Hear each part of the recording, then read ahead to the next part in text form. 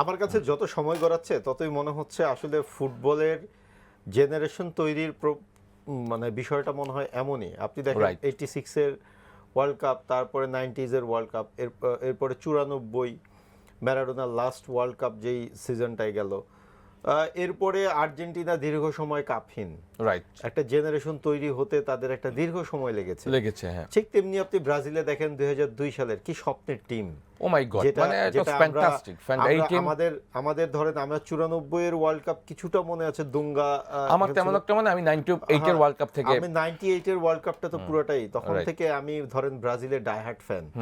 তো আমার শৈশব, বেড়ে ওঠা, খেলাধুলা নিয়ে স্বপ্ন দেখা, খেলাধুলা করা, এগুলো সব কিন্তু এই ব্রাজিল টিমকে দেখেই। না, ইভেন্চুয়ালি আমি ব্রাজিলের ফ্যান না, বাট ওই ব্রাজিল দলটার ফ্যান সবাই ছিল। দেখেন এখন একটা সময় পরে 2002 সালের পরে কিংবা রোনালদো, রোবার্তো কার্লোস এরা যখন চলে গেল, একটা খুব নামকরা বিশ্বমানের ফুটবলার তৈরি হচ্ছে ঠিকই, ওখান থেকে ক্লাব ফুটবলে মাতাচ্ছে, ঠিক আছে, কিন্তু ওই জাতীয় দলের এফেক্টিভ প্লেয়ার কিংবা দলকে দেশকে সাফল্য এনে দেওয়ার যে জেনারেশনটা, এটা মনে হয় ব্রাজিলের আসতে আরো সময় লাগবে। ঠিক তেমনি আপনি দেখেন আর্জেন্টিনাও কিন্তু 86 এর পরে যখন ম্যারাডোনার প্রজন্ম যাওয়ার পরে, স্কালোনির প্রজন্ম যাওয়ার পরে, স্কালোনিও তো মেসির সঙ্গে খেলেছে 2006 এর ওয়ার্ল্ড কাপে, তো স্কালোনির প্রজন্ম যাওয়ার পরে একটা দীর্ঘ সময় কিন্তু মোটামুটি আর্জেন্টিনা না, ইভেন্চুয়ালি স্কলোনির যে স্কোয়াডটা ছিল ওইটার ডেপথ যে অনেক স্ট্রং ছিল তা কিন্তু আমরা কিন্তু তখন আর্জেন্টিনা কিন্তু অনেক আশা দেখতাম, বাট আলটিমেটলি তো আর্জেন্টিনা তখন কিছু করে দেখাতে পারতো না। তো ফুটবলের জেনারেশন গুলো মনে হয় এমনই।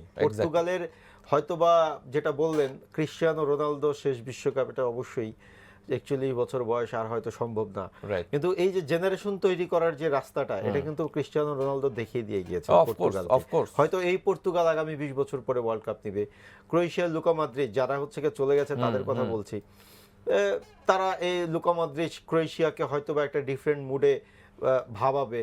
কিংবা আপনি ধরেন কেপ ভার্দের কথাই ধরেন, তাকে কি তাদের দেশটাকে কেউ চেনে না, কোনো কোথায় দ্বীপ, গুগল ম্যাপে ও কোয়ালিফাই করার পরে গুগল ম্যাপে দেখতে হয়েছে কেপ ভার্দে নামে একটা দেশ আছে, সে জায়গার একটা পর্তুগালের সেকেন্ড টায়ারে খেলে ভজিনহা নামে একজন ফুটবলার, যে কিনা ওই দেশে অনেক বড় তারকা, সে ভজিনহাকে কেউ চিনত না। এই ভজিনহা হয়তো কেপ ভার্দেকে আবার নতুন করে একটা জেনারেশন তৈরির পথ দেখাবে। জিনেদিন জিদান সে অন্য দেশ থেকে এসে ফ্রান্সে ইয়ে হয়েছে।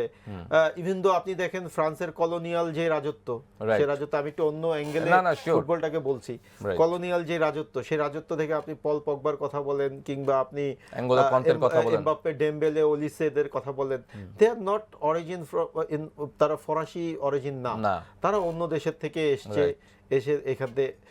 এবং জিনেদিন জিদানের কথাও যদি বলেন, সেও তো অন্য দেশে, আলজেরিয়ান, তার ছেলে এবার আলজেরিয়ার হয়ে ওয়ার্ল্ড কাপ খেলেছে। তো এই জেনারেশন তৈরির ব্যাপারগুলো না এক একজন পায়োনিয়ার থাকে। আমার মনে হয় মেসি এমন একজন ফুটবলার, সে আসলে শুধুমাত্র আর্জেন্টিনায় যে হচ্ছে জেনারেশন তৈরি করার মোটিভটা, বীজটা বুনে যাচ্ছেন তা না, তিনি সারা পৃথিবীতেই ফুটবলের ব্র্যান্ডিং হয়ে ঘরে ঘরে পৌঁছে গেছেন। এটা একেবারেই মানে আপনি কোনোভাবেই এটাকে অন্য কোনো বক্সে ফেলা যাবে না। ফুটবলটা এমনই, যেমন ম্যারাডোনার প্রজন্মের পরে একটা প্রজন্ম হয়তো বা ম্যারাডোনার দিকে দেখেই সাপোর্ট করে, কিংবা পেলেকে দেখার পরেই সেই একটা বুড়ো প্রজন্ম এখনো যারা টুকটাক বেঁচে আছে, তারা ফুটবল বলতেই হচ্ছে ব্রাজিল।